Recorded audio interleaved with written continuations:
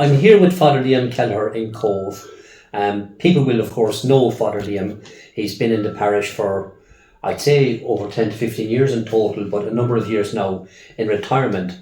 So I thought it was good that we should interview and try and find what's Liam's experience in ministry and in meeting the people in Cove, and what are the issues that are outstanding, and reflections on your period, Father Liam. Yeah. How do you feel now in retirement? Well, when I'm here, I kind of still very actively involved in sport and other things, but things are so different now since COVID that it made a huge impact. But I still do a small bit of athletic training and ladies football and the schools as well. I love going to schools, and that was a huge, I suppose, gap in my life during COVID and after COVID, until things are kind of normalised. Now I'm going to schools again, helping training for the Cork City Sports. And that's given me a sense of, I suppose, not importance, but that I'm doing something more fulfilling. Yeah, exactly. So you've not really retired. You're still quite active. No, I'm absolutely, doing funerals. I had one yesterday in Whitechurch. I had one in Middleton today. A brother of a famous athlete I trained 50 years ago in Middleton, a brother of Liam O'Brien. So, there's always things to do. And I'm going to Dublin then on Friday and Saturday for my granddad's first communion. So retirement doesn't mean idleness. Not There's still an amount of things to look at, to investigate and to address in life. Exactly, and it gives you choices as well, which are very, very important. But thinking about Cove, it was a fabulous kind of a place to go, because there's so much to see. First of all, the view from my house and the various things to do in Cove. I suppose the only thing is that it is a fantastic infrastructure, and I can never understand why they have the same kind of go as Kinsale, that there's certain things, sometimes in a lot of tourist restaurants are closed on a Monday, and various things like that there could be a lot more done.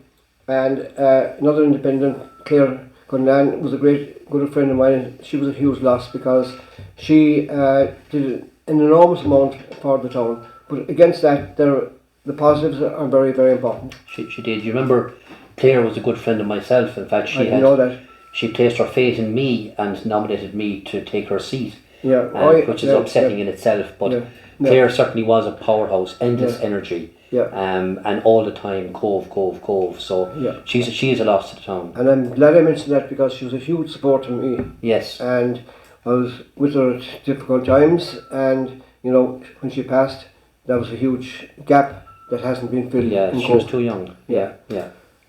So the other thing, I suppose, as well, is there was kind of issues there. People said to me, there are no election posters put up, but I think you have your own take on that. I have, and I'm a person who's known, I suppose, for challenging the political party elite, as I call them.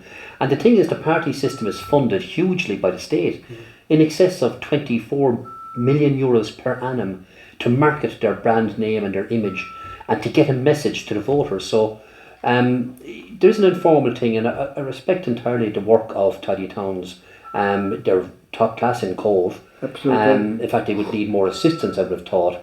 But there are posters up. They're essential to reach voters and make them aware of their choices. So it's an electoral process, and that will all be looked after in due course, and no damage. Hopefully positive things will come to Cove from it. I would leave that aspect of it there. So I suppose the other thing is that there are so many candidates.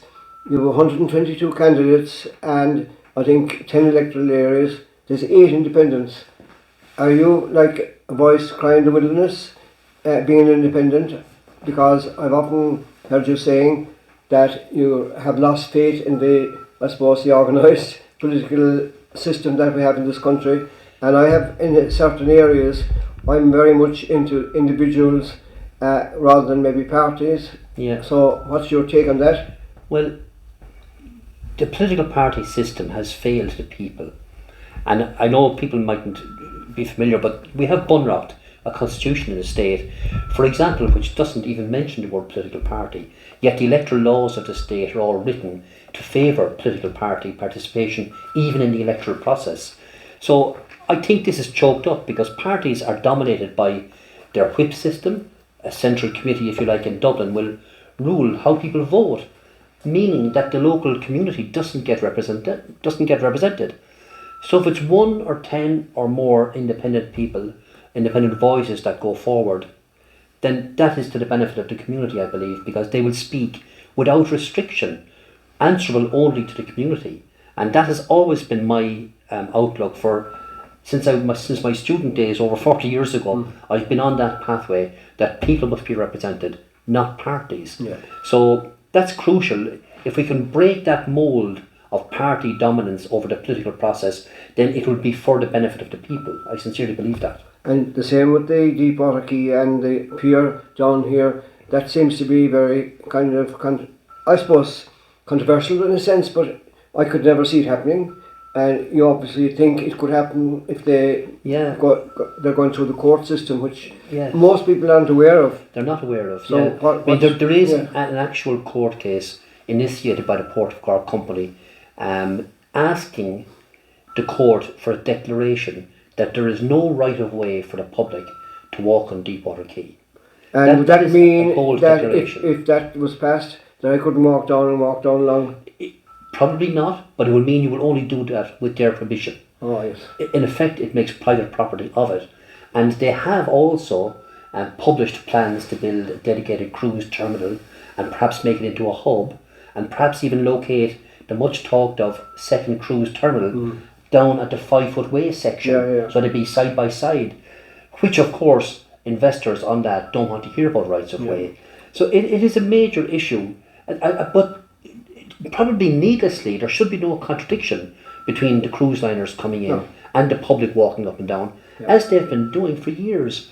So this is a real threat, and it's one of the platforms I have that people in the community have asked me to lead, if you like, an electoral challenge on that basis.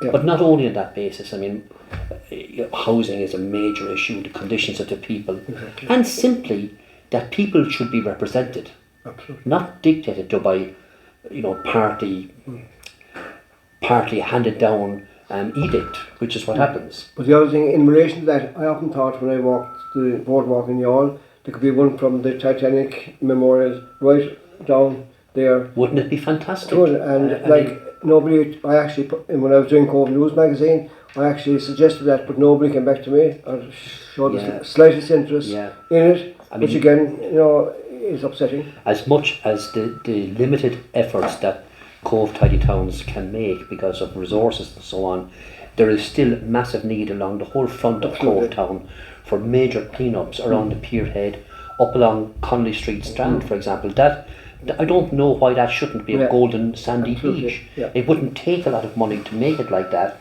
and be there for a resource for young mothers and so on, on a nice day to come down and sit there, or for visitors. It would be. And I'm glad you mentioned the tidy towns. They're fantastic, like the work they do. The volunteers do huge work. I see them early in the mornings. As we're down on the quay, they're always on the job. So they do Trojan work. I suppose I want to get into the positive things in Cove in relation to kind of sports. You have fantastic clubs here. You have the GAA. They need more facilities, particularly for the ladies. That's growing hugely, and they've no place of their own. They're only kind of borrowing, or they have a place above across the mirror and the 2 pitches above. That's totally insufficient for the numbers that are there. That I think there could be moves made in that. Rugby have a fantastic setup up there, fantastic facilities. Basketball, they're brilliant. Water sports. There's a need for maybe more water sports activities. There's the the soccer, the AstroTurf in the college and in the community college and Colostamura. They have Ramblers and they have the Stephen Ireland. So they're fantastic. And another need, because I know the people involved. The Cove boxing is spelled COVE, and they have nothing at all, and they're actively looking for that. So I leave that, and hopefully that people, you will be able to kind of support, particularly that group, the Gaelic, for girls and for the Cove boxing. There's a massive need for investment in sports. It's what young people should be brought into rather than be left to idleness. And my mother, God rest her, had a great saying, an idle mind is the devil's workshop. And when people engage in sports, it takes them out of this idleness and the dangers that go with that, and that's a huge need. And the money is there. The money is there, but there's a scheme. I don't know how conscious you are of it, but all over Europe, where these cruise liners come in, and all over America, they pay a tourist tax to the local community.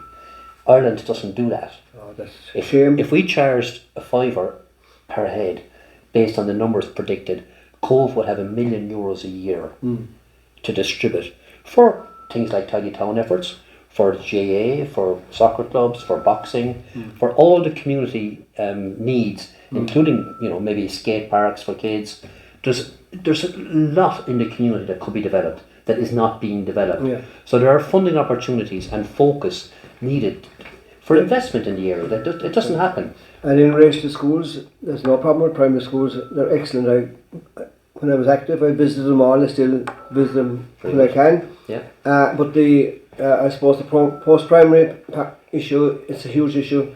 I can't understand, maybe I'm speaking out of turn, why kind of one major school wasn't built maybe 20 years ago when they were doing like in Youghal and other places. And I reckon there's between 250 to 300 students leaving Cove every morning to go to schools in Cork, Carrigtwood, Passage, Rochestown College. And that is huge. Like, unbelievable. Even if a school was built for those, or dedicated school, or they've been waiting for years in the community college to get upgrade, which again I was actively involved when Frank was principal there, but I don't see anything happening at the moment, and it's getting to be on the long finger. But that's another issue, and I'm sure that you're well aware of that. I wasn't as conscious on the number of secondary school students who are leaving Cove for education, but it's enormous. That's an unbelievable lacking, and I haven't even heard plans to resolve that actually, but it should be resolved. And one morning or evening I was coming from a funeral and over in Passage or on the other side, and there's a double-decker bus bringing students to the boat. My gosh, tell you, even that side of it. Another major issue that exists in Cove, but I think it's not just Cove, is medical treatment. A man approached me about 2 weeks ago in his 70s who presented for dental treatment with his medical card and was refused. And he told me that a lady in her 90s had the very same experience. Imagine that in this day and age, that people who've given a life of service in the community and the state has given them the right to have medical treatment, and now they can't get it. Why is it? Is because they won't get it in the dentist? The dentist won't accept a medical card. Yeah, and that should be stopped. Which possibly is because of the way the government have treated dentists and their contracts and so on. And the same is applying in the GP service area. Yeah. It's difficult to get basic GP services. Yeah. That's amazing. In 2024, it's unbelievable that we should have that. And I suppose something important from my point of view is the way I'm not saying that some of it isn't deserved. I really appreciate the work going after all the people that caused, I suppose, difficulties and, for people's lives, particularly with child abuse and all that. And it's time that all that's kind of been, it's a fantastic setup now, in that everywhere you go, in every church, and Cove especially, that all that's, really, really taken care of, because it was something that very, very much was in my mind. Yeah. I never even knew there was such a thing until about 20 years ago. Likewise, yeah. That's important. Yeah. But the other thing is, I think that a lot of the things that the government have done, and again, I'm blaming the government rather than maybe individuals, but the government is made up of individuals, that a lot of the issues in the church, it's been kind of targeted either through international support to exterminate basically people's faith. And even during COVID, I even mentioned at a wedding last Saturday that the churches should never have been closed, and people should be allowed to worship. That's the last place that should be closed. That's water under the bridge now, so nothing can be done about that now. Yeah. And the other thing is, in the referenda, I had no issue with a few of them because, as I always say to people, have I an issue? I said, live and let live. And I think that's the key word, live and let live. Yeah. I was talking to a lady at the wedding I was at on Saturday, and she's home in Ireland. She's a New Zealander for the wedding of her cousin, and she's a nurse in Auckland, and she's in the hospital, and she's in neonatal care, and one part of the day, all the day, she's trying to save lives. You know, babies born prematurely. Yet in the same hospital, she said that fetuses humans are more up to 35 to 40 weeks are being aborted. So that sits very badly. And it should never have happened here but again, it was all done by money, by power, by international support. And I think, like Brexit in England, a lot of people are sorry now that they made the wrong choice. Isn't there that for the last probably 20 years still, that push to break down the spirituality and the morality in the society, and I don't think it's been good, and we have to move away from, we have to try to have values in our society, and people's spirituality must be respected, and really that's not being done, and there are agendas I feel being imposed from outside. Absolutely. And this kind of globalist thing, and it doesn't have a morality I can see, and again that's not going against any people or anyone's self-value or self-identity. Let people have, but that people should respect each other and respect humanity, and let's have a value-based society. I think that's fundamental. And we have, in a sense, good people around, like up there now in the Norwood Church. There's a community of Ukrainians. There's a group living just across from the cathedral, and they're well looked after and cared, and they're no trouble. I think the rest of the country could learn from that. That I give Cove great credit for the the way they're supporting them and treating them, and that's a very important, I suppose, aspect of life.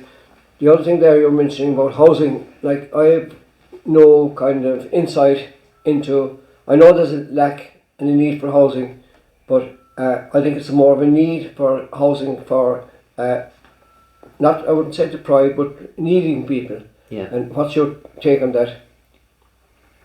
For people with disability and special needs? Well, not really that, that's part of it, but for people with low incomes or that can't afford their own house. Massive need for it. And there simply aren't enough houses. You'll probably remember the day when councils all over Ireland built houses. There simply was not a housing crisis like we had today. There wasn't a rental crisis. They weren't a fraction of the cost. And we've moved away from that as a society and relied on the so-called private market. And it has failed. So I don't know why people don't take the logic, why government doesn't take on board what worked before and do it again. And build houses. Invite all those young Irish men and women with their trades who've gone to the four corners to come back and give them contracts to build. There should be construction going on which would boost the economy, and people would have homes. Exactly. There's so much that is not done. That's for young children. I mean, I know countless numbers of people whose family are growing now into their teens, and they've never had a home. That didn't happen in my day. Could you see a concerted effort, if you were elected, with the people that are elected in this area or even in other areas of Cork as well, of coming together and trying to sit down with them, or would they do it? We have to work together. People in the councils, and when I was in it before, we tried to work together to have the housing issue addressed. It is an urgency. I mean, when we had foot and mouth disease years ago, when we had COVID recently enough, national emergency was declared, and every night on television, night after night, we were given updates of how this problem was being dealt with. We need to have the same thing for housing and homelessness. There should be nobody on the streets at all, none. We're a civilised society. We're spending more money on bombs. What's the most efficient way to massacre human beings than to give them housing and education and welfare and healthcare and all this kind of stuff? It's uncivilised. Now, just to cut up in 1 second, I noticed one of your books. You're a fan, I think, of Martin Luther King Jr. Yes, I met his wife in Atlanta in 1971, and I bought a book and she autographed it thanking me for what I was trying to do for society, and that was a long time ago. Well, that's a good endorsement, and fair play. I would think deserved. He's one of my own heroes, Martin Luther King. I've all his, Man of great principle. I've all his famous things Yeah. framed up. But again, I'm running out of time because of a few in Middleton. But the last thing is that I want to kind of say categorically that why I'm doing this interview. I think it's, if somebody asks you to do something or to help out and to change society in any way, I think out of courtesy you need to do that. I know I'll be criticised by maybe other part members, but again, I've no quibble. I totally, I suppose, look into each individual on their record and on their stand in various issues that we spoke about today, and that will be. I've no hidden agenda whatever in I suppose denigrating the other candidates, because that's what elections are for. So, you know, that's why, and I thank you for giving me the opportunity of these few minutes, because I think we've discussed, I think, very, very important issues, and maybe further down the line, you know, we can come back to them again. Sure, Mark, it's been my pleasure to do so. Good evening, Margaret. So, thank you. Margaret, yeah. I think that was it. That's good, thank you very much. That's still running, is it? It's still running, yes, it's still running, yeah. Just, we can cut that. Are you happy enough? I am, yeah, thank you very much, yeah.